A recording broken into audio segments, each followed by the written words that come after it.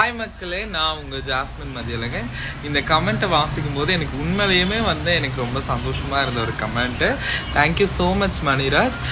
இறைவன் படுத்த அந்த பிரம்மனுடைய ப்ராடக்ட் அதெல்லாம் ரொம்ப ஹாப்பியாக இருந்துச்சு. பட் ஆனால் இந்த கமெண்ட் மூலிமா அவங்க எல்லாருக்குமே, நாட் மணிராஜ்கில் எல்லாருக்குமே சொல்கிற ஒரு விஷயம் தான், திருநங்கையில் பொதுவாக இந்த கடவுளோடு ஒப்பிட்டு பேசுகிற பழக்கம் காலங்காலமாக இருந்துக்கிட்டே இருக்குது.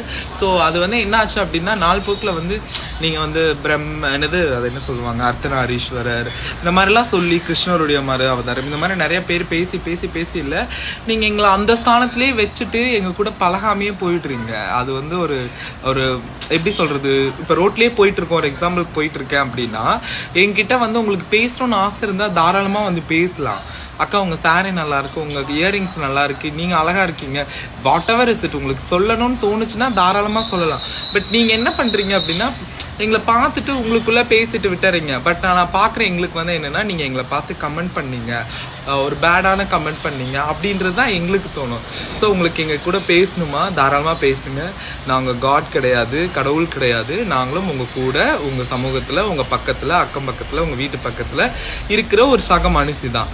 எங்கள் கூட தாராளமாக பேசுங்க, தாராளமாக பழகுங்க. கடவுளோட ஒப்பிட்டு பார்க்க வேண்டாம், ஓகேவா? சக மனுஷியாக மட்டும் பாருங்க. That's all. Love you. Bye.